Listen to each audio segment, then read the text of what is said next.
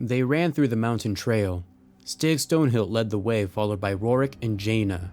Grubb stayed in the wagon, his little legs unable to keep up with the speed of their retreat. Griffins watched from their perches, deciding whether or not the party would make for an easy meal. Ultimately, they were left alone. A thick mist blanketed the top of Mount Oculus. In the middle of the rock formation that gave the mountain its name, where the pupil would be, was the cave entrance. It was pitch black, and a musty smell emanated from the opening. Stig Stonehill called a halt and pointed to the ground leading up to the cave. The ground was littered with the bloody, torn apart remains of prey dragged from somewhere. They seemed to have belonged to large animals. After inspecting the entrance with his lantern, Stig turns to Rorik. Gather yourselves. You're with me. Something doesn't feel right. So keep your wits about you.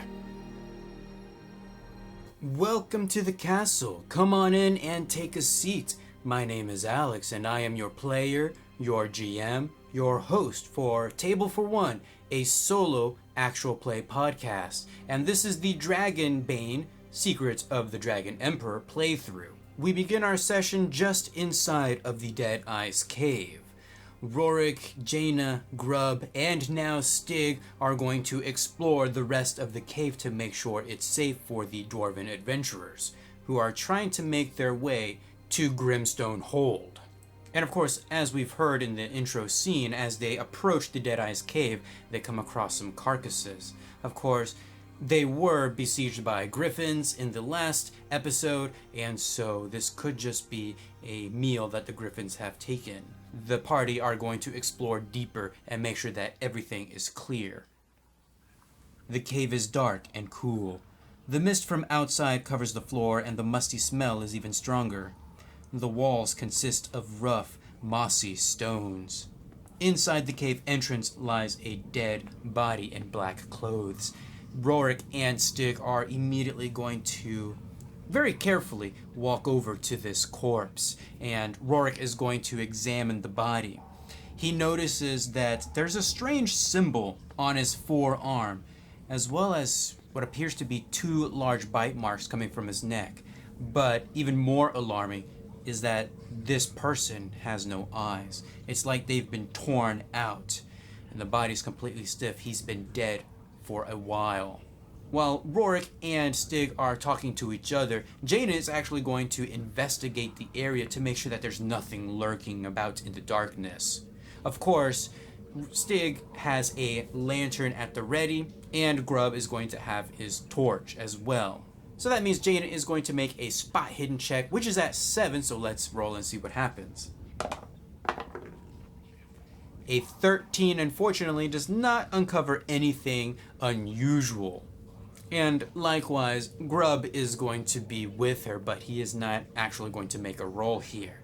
A stretch of time has passed, so that means we need to roll a d8 to see if there's a random event. We rolled an 8, a vision. A player character gets the feeling of being watched and has a vision of two staring ice blue eyes, which terrifies them. The victim must roll against will to resist fear. And this one is definitely going to be Jaina, who is probably the most sensitive of the bunch for this sort of thing. So as she's walking around, investigating, looking for anything that might be out of the ordinary, a vision comes to her mind, and she sees two piercing blue eyes. So she does need to roll for will, which is actually pretty decent. It's at 15. She rolled a 9, so she passes there, and she is not afraid. Jaina kind of slumps over against the cave wall, and Rorik notices, and he pulls Stig aside and says, "We should get going. We shouldn't tarry here any longer. Let's explore deeper inside the cave and make sure that it's all right for the rest of the group to travel." And Stig nods his head, and they proceed to the next area. Now, they come across two different paths. There's actually a path to the north, and there's a path to the west. And we're going to see which way Rorik wants to go, to the left or straight forward. So for odds, we're going to go ahead and take the western path, and for evens, we're going to go ahead and just travel north. We have a 1, so that's an odd. We're going to go ahead and take the western path. The group travels very slowly and cautiously, most important, and they see a light at the end of the tunnel, so they're even more cautious. They don't know exactly what is here. All they know is that they saw a dead body at the entrance, which could mean anything. If they encounter people, are they hostile, or are they simply seeking shelter from the griffins that attacked a venturing group? They don't know. And eventually they come to the end of this path. In the middle of this cave is a campfire whose smoke makes its way through cracks in the ceiling. The light from the fire falls on skulls and bones scattered all over the floor, and on a group of people dressed in black around the fire, all wearing blindfolds. On the floor next to them is a cage with what looks like chickens inside, and of course the chickens are going to be clucking as they go back and forth in their little containers. Stig holds out his arm and prevents Rourke from going any further. Shh, oh my friend, look at the symbol. They must be cultists, just like the one we found at the entrance. We must be very quiet, else. He nods over to the group of people there. There's about 2 of them there. Rourke nods back, and he steps forward very cautiously. Hello? And as soon as he speaks, these 2 people snap their heads and look at him over in his direction. They can't see because they're blindfolded, but they reach for their curved scimitars and they make ready for battle.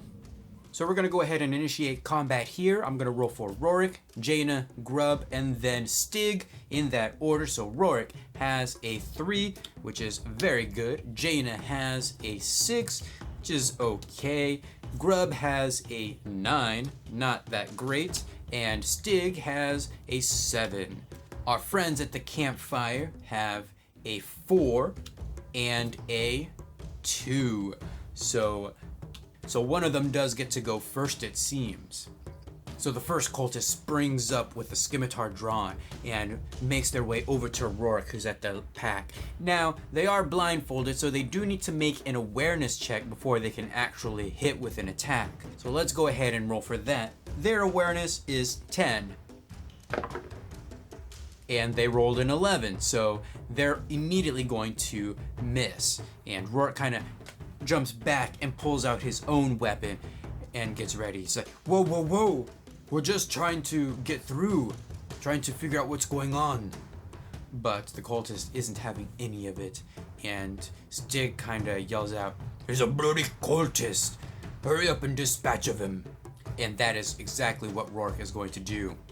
His swords is at 14, so let's roll and see what happens. A 6 will definitely do it.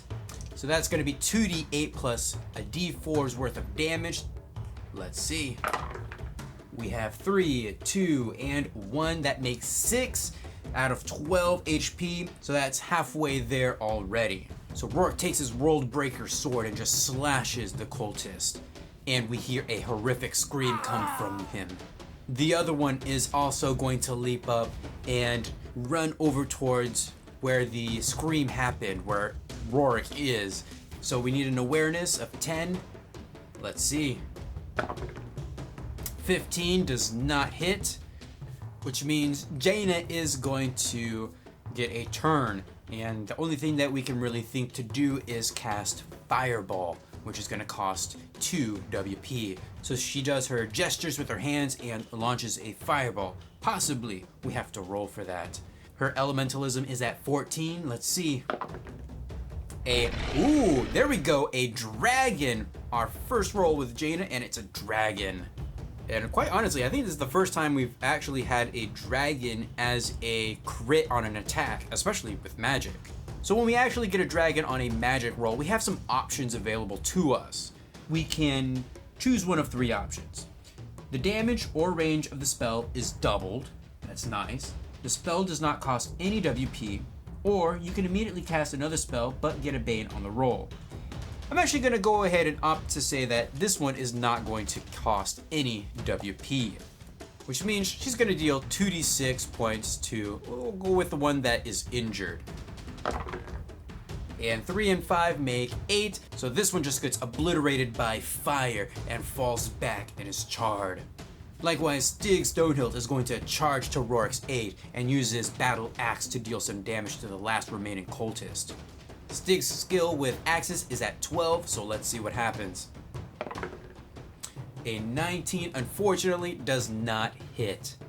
Next is Grub's turn, and he has a torch in his hand, so I imagine that he's going to charge to Rorik's aid as well and try to at least burn the remaining cultist. So the torch automatically hits for 2d6 points of damage, but at the end we do need to roll to see if that torch is destroyed.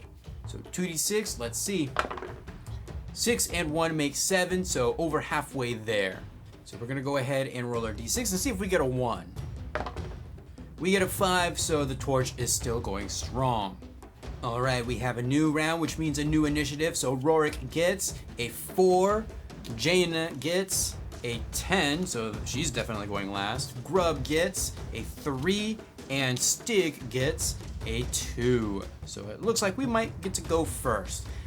The last remaining cultist gets a 6, so yeah, right there in the very middle.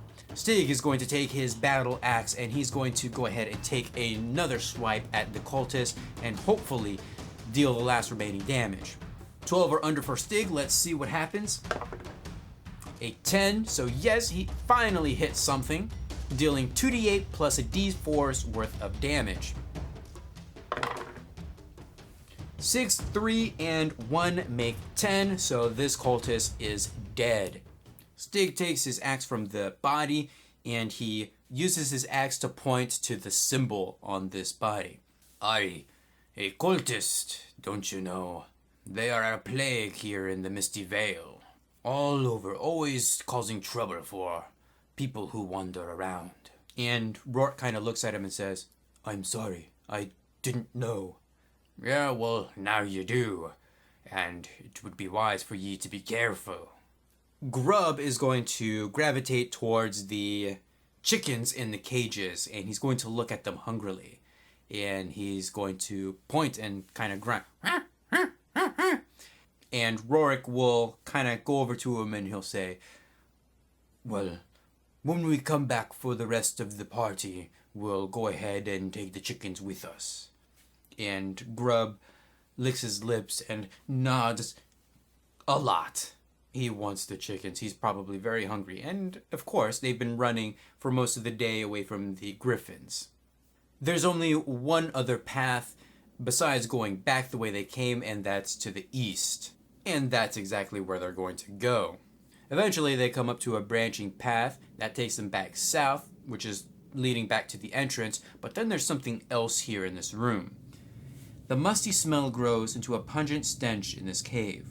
The floor slopes down towards a pit whose bottom seems to be moving in a slithering fashion. Now, you realize that the entire floor is covered with snakes. The only way north is a narrow ledge along the rock wall. Rorik, Jaina, Grub, and Stig look at each other very warily. They don't want to, but it seems that they're going to have to cross this path, which means that they're going to have to shimmy along the wall to get to the other side. This requires an acrobatics roll, and so I imagine that Rorik is going to definitely go first, followed by Jaina, then Grub, and then Stig leading the rear. So, Rorik. A dragon, another one. Hey, we've gotten 2 1s in this one episode. How awesome is that? Let's see if Jaina is just as lucky. She needs a 12 or under. A 4, so yes. What about Grub? Can Grub get a 10 or under? A 14. Uh-oh. But what about Stig? Can he get a 10 or under? Uh-oh. That's a demon.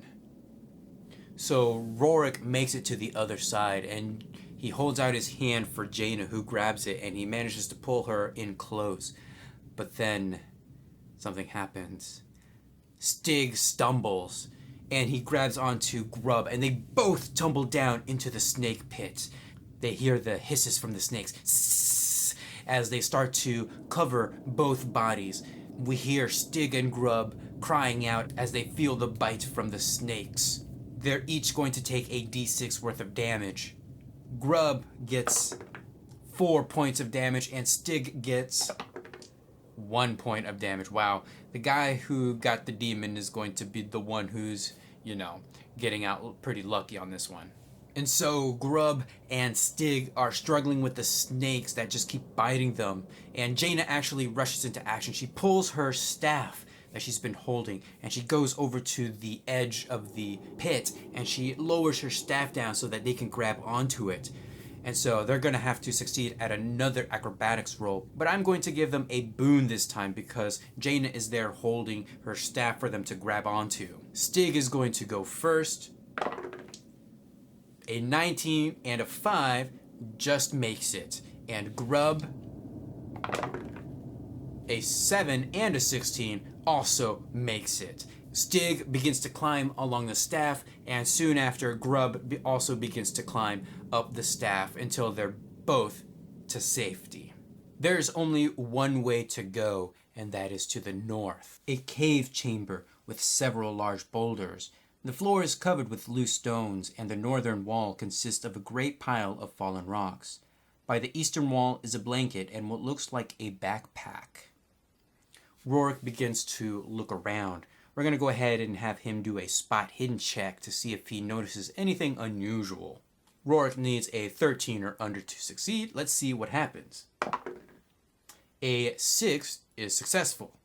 And so the first thing he notices is that just past the pit is what seems to be a bear trap. And he nods his head down to the trap so the others can see it, and he steps around it. The second thing that Rorik notices is that there seems to be somebody somewhere. He hears like a noise, like a whimper, and it's coming from behind a boulder. He approaches very cautiously, remembering Stig's words about there being cultists, and he sees a blindfolded woman, a dwarven woman. He's going to crouch down and he's going to attempt to soothe this woman. Hey there, I bring you no harm. And that kind of startles her. And we're going to go ahead and have Rorik make a persuasion check to see if he can calm her down. Unfortunately, his persuasion is at 7, so we're going to see what happens. A 5 is successful. And so he gets down and he tries to calm her. I'm not going to hurt you. We're just trying to explore the cave and see if there's a way through. And the woman begins to mumble something, and Rorik listens to her and says something about there being bad people, cultists of some sort, and Rorik comforts her even further. Yes, we've already met them. One was dead at the entrance, and there were 2 others. They attacked us as well, and unfortunately we had to dispatch of them. And the woman calms down just a little bit. Rorik inquires about the blindfold around her eyes. Are you hurt? You have a blindfold on. Are your eyes okay? And she nods and she begins to mumble some more, and he makes out that she witnessed a monster attack one of the cultists, but it didn't actually do anything. It stared at the cultist in the eyes and he just dropped dead. And Rorik audibly gulps, because a monster that can just look you in the eyes and kill you just like that is very frightening indeed. He continues to talk to her. Listen, I have some friends back here. Let me take you to them so we can protect you and we can get out of here. And she nods her head and reaches out with unsteady hands, and he gently takes a hold of her and helps her up and leads her from behind this boulder to where Stig, Jaina, and Grub are. He relays the information that this woman has told him. And upon hearing this, Jaina is going to make a beast lore check. She needs a 12 or under, so let's see what happens. A 19, unfortunately, does not lead to anything. The woman says that there's a monster just a little bit further ahead. I don't like the sound of this. It apparently can look you in the eyes and kill you. What should we do? Should we turn back? or should we continue forward? And Stig is pretty adamant that he wants to continue forward so he can get to Grimstone Hold. Well, what should we do? Should we blindfold ourselves? I don't exactly know what this creature is. And he looks to Jaina, who just kind of shrugs. She doesn't know either. Grub certainly doesn't know, and neither does Stig, unfortunately. Well, there was never any battle that Stig Stonehilt fled away from. I say we continue onward and catch the bloody beast unawares. And so there is a path to the north, but it looks like there was some sort of a collapse some time ago, and so it's just boulders piled up on each other. As they've been talking with the dwarven woman, whose name is Gunhill, they discover that she knows that there's a little bit of a hidden path leading around this debris of sorts. They travel through this very narrow passage between the cavern wall and this pile of rocks, and they come out of the other side, and that's when they see it. A large, dark cavern filled with a stench so strong it burns their nostrils. The ground is covered with skeletal remains and rotting, torn-out eyes. In the middle of the room sits a terrible creature, a cross between a snake and a rooster of inordinate size. Fortunately for them, this creature does not quite see them just yet. And so they do get to draw for initiative. And so, for the first round of combat, Rourke is going to get a 2, all right. Jaina is going to get an 8, not all right. Grub is going to get a 10, also not all right. And Stig will get a 3. Now, we have ourselves a basilisk, but of course the party does not quite know that just yet. It has a ferocity of the number of PCs -1 to a minimum of 1, and since I'm working with 2 PCs and 2 NPCs, that's just going to be 1. It has a movement of 16, an armor of 6, and HP of 48. So this is quite a formidable foe indeed. And so, the basilisk gets a 9. It's going almost last, which is good. Rourke is immediately going to come out of this hidden passage with his world breaker and his shield, and he's just going to charge forward in attempt to strike at the basilisk. A 6 just makes it, and so he's going to deal 2d8 plus a d4's worth of damage. 5 and 1 and another 3 make 9, so minus the 6 from the armor, and he was only dealing 3 damage. Uh-oh. It is now Stig's turn, and he too is going to rush up to the basilisk and attempt to deal some damage. A 2, so close to a dragon there, but not quite, so another 2d8 points plus a d4's worth of damage. 7 and 7 make 14, plus another 2 make 16. Minus the 6 is 10 points of damage. Slowly but surely we will get there, hopefully before the basilisk gets to go. Actually, that's going to be very dependent upon Jaina, who is now going to go.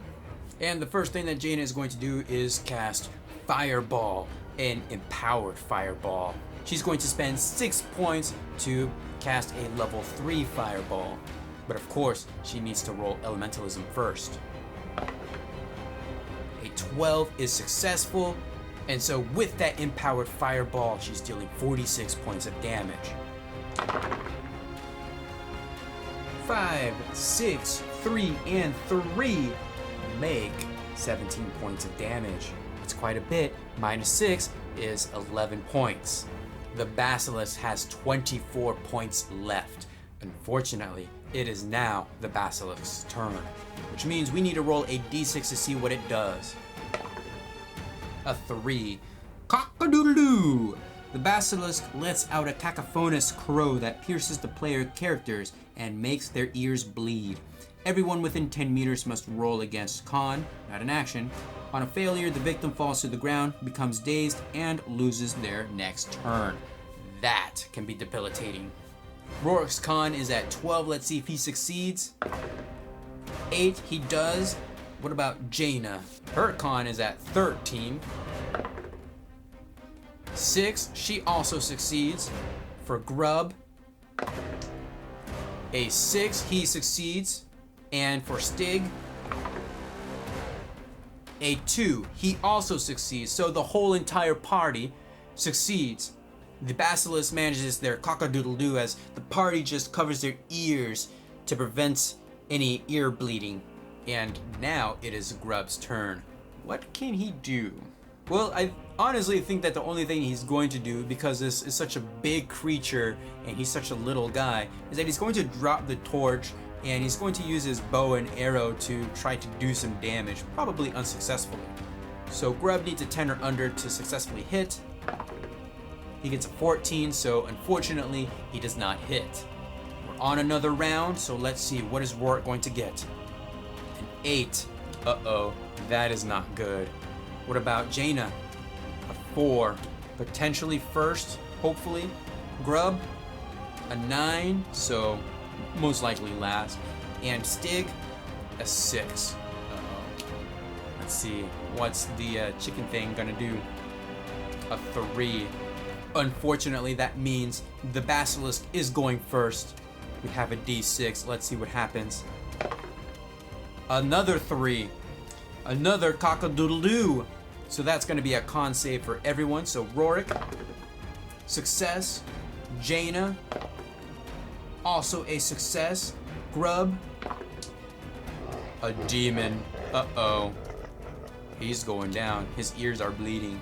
And Stig, a 17. He too is also going down. So we have brother and sister left. Let's see, Jaina, what can she do?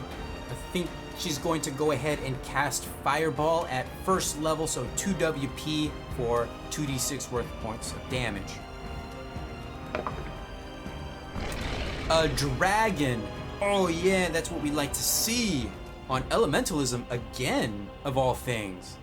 And so this time I'm actually going to choose to double the damage. So that means we're going to be rolling 4d6 instead of doing the 2d6 times 2 kind of thing. 6 plus 2 plus another 2 is 10, plus another 1 is 11. Unfortunately, we're only dealing 5 points of damage to the basilisk, which puts it at 19. Alright, it's Rorik's turn. World Breaker time. A 3 is successful, so 2d8 plus a d4's worth of damage. 6 and 8 and 2 make 16. Minus the 6 is 10 points of damage. We are so close, just 9 more points left. But unfortunately, Stig and Grub have lost their turn, so it's going to be a new round. Round 3, Rorik gets a 5. Jaina gets an 8. Uh-oh. Grub gets a 10. And Stig gets a 9. Oh boy. I'm really hoping that the basilisk gets like a 6 or a 7. A 6. Okay, so Rorik does get to go first. And so just as before, he's going to hold his World Breaker and attempt to slash the basilisk. A 3. We've got like a lot of 3s with Rorik. And so 2d4 plus a d4's worth of damage. Can he do it? Can he deal 9 points of damage? 8. 8. 3. That is almost max damage right there. That's 19 points of damage, baby. You know that we have killed this basilisk. The basilisk falls over with a little whimper of a cock-a-doodle-doo. The party is just breathing heavily. Grub and Stig have bleeding ears that have since stopped and is drying off. But the damage is done. They've killed a basilisk. Stig walks around the basilisk to the northern wall, and he notices that this wall isn't natural. It's like they've purposely collapsed this portion so that there couldn't be a way through. We flash forward to when the party makes it back to the adventuring group and Stig's son, and they start to talk, and we see them go back to the wall, and the dwarves are just inspecting the wall, and they nod to each other. Stig goes to Rorik and he says, "Unfortunately, it will take a day for us to get through this rubble, but we can do it, and we can make our way to Grimstone Hold." Rorik nods and says, "All right, go on ahead. We'll make camp here, and hopefully this basilisk doesn't have a mate or something, but make haste. I don't want to be in these caves any longer than we have to be." And so the dwarves get to work, and that is where we're going to leave things off. I don't like this, dearest brother. A basilisk was one thing, but we have not a clue as to what else may be lurking in the dark. Check back every other Thursday for a new episode of Table for One, a solo role-playing podcast. If you would like to support this podcast, please rate it or give it a thumbs up wherever you happen to be listening from. If you happen to be watching on YouTube, subscribe and be sure to leave a comment. Music was provided by Tabletop Audio and AI voice work by 11 Labs.